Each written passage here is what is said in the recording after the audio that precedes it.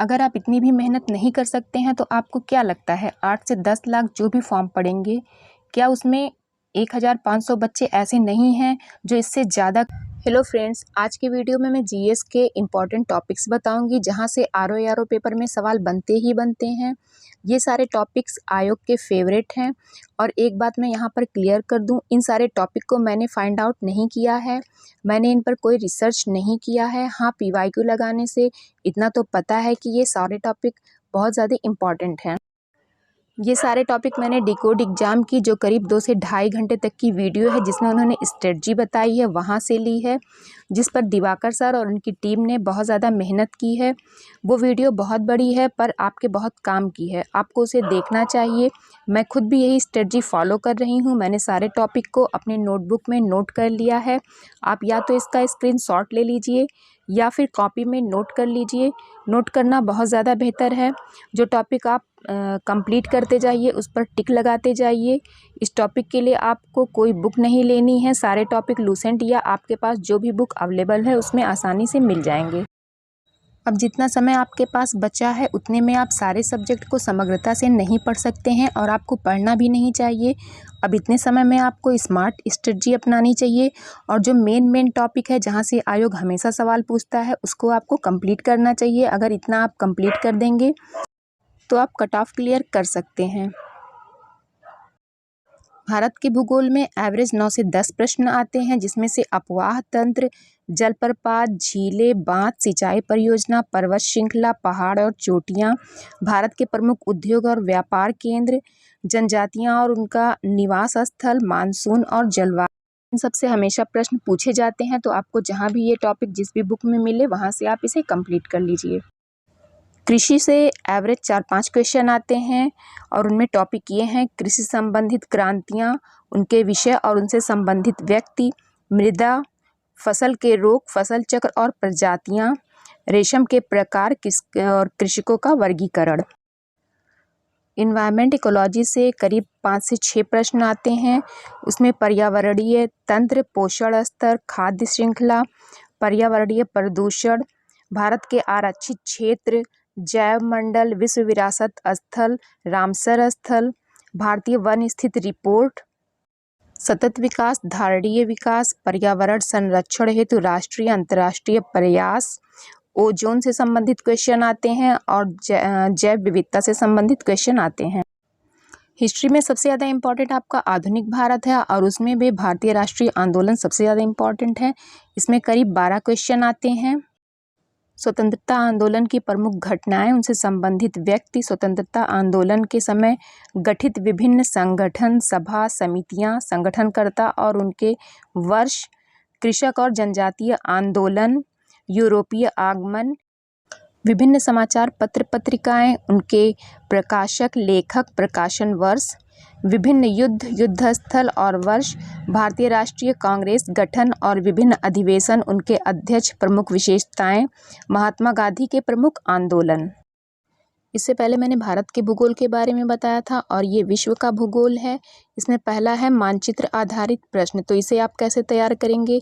जैसे नदियाँ, पहाड़, पर्वत, झीलें और स्थलबद्ध देश और कौन से देश की सीमा किस किस देश से लगी हुई है, ये सब आप रटने वाली चीज़ें नहीं है। इसे पढ़ के आप नहीं लर्न कर सकते हैं, इसे एटलस की सहायता से आप पढ़ सकते हैं। दूसरा है अंतर्राष्ट्रीय औद्योगिक नगर और उसके प्रमुख उत्पाद, स्थानीय पवनें, चक्रवात, विश्व की जनजातियां, पर्वत चोटियां और पर्वत श्रृंखलाएं, महासागर, सागर, महासागरीय धाराएं, गर्तें, इन सबसे बहुत ज़्यादा क्वेश्चन आता है। नदियाँ, जल विद्युत परियोजनाएं, बांध, जलप्रपात, ब्रह्मांड, सौर मंडल, ग्रह, परंपरागत और गैर परंपरागत ऊर्जा के स्रोत, ये सब बहुत हॉट टॉपिक है, यहाँ से बहुत ज़्यादा क्वेश्चन आते हैं। घास के मैदान और मरुस्थल, अगर आपने पीवाईक्यू लगाया है, घटना चक्र पढ़ा तो आपको पता होगा ये सारे टॉपिक कितने ज़्यादा इम्पॉर्टेंट हैं। उत्तर प्रदेश विशेष से पहले भी आरओ में क्वेश्चन आते थे और अब उनका वेटेज और ज़्यादा बढ़ गया है क्योंकि जनसंख्या, नगरीकरण, ये सब टॉपिक सब पुराने हो गए हैं। 10 साल हो गया जनगणना को, तो अब उनसे बहुत ज़्यादा क्वेश्चन नहीं आते हैं। इक्का दुक्का क्वेश्चन आपको देखने को मिल सकते हैं।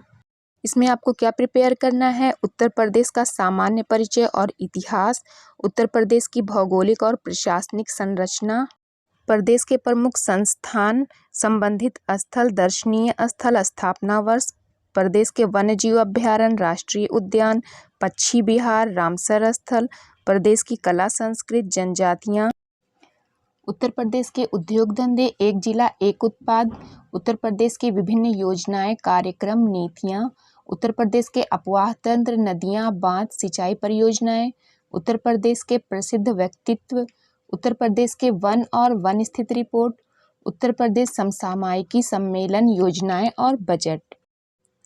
रीजनिंग और मैथ को आप देख लीजिए, आपको प्रिपेयर करना है तो नोट कर लीजिए। मैंने इसे अपने स्टडी में शामिल नहीं किया है क्योंकि मैथ पे मेरा उतना कमांड है नहीं और रीजनिंग मुझे आती है और जितना मुझे आता है उतना मैं बिना पढ़े ही कर सकती हूँ। इसके लिए मुझे प्रिपेयर करने की ज़रूरत नहीं है, इसलिए मैंने इसे अपने अध्ययन में शामिल नहीं किया है।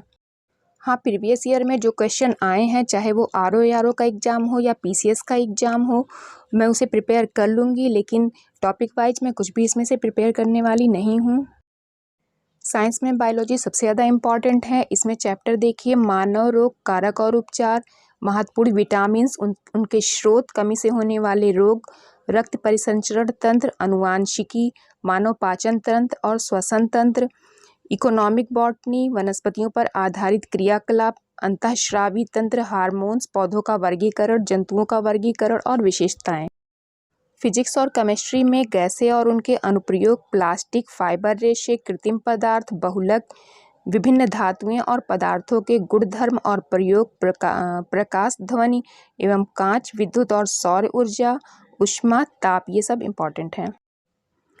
इकोनॉमिक्स में भी मैं बुक से कोई चैप्टर पढ़ने वाली नहीं हूँ। इसमें भी मैं प्रीवियस ईयर क्वेश्चन पेपर और करंट अफेयर से प्रिपेयर करूँगी, क्योंकि जो ट्रेडिशनल क्वेश्चन होते हैं वो प्रीवियस ईयर क्वेश्चन से आपको मिल जाएंगे और जो करंट बेस्ड होते हैं वो करंट अफेयर से ही मिलेंगे। उसमें बहुत ज़्यादा टॉपिक पढ़ने की ज़रूरत नहीं है। आपको पढ़ना है तो आप ये टॉपिक नोट कर लीजिए।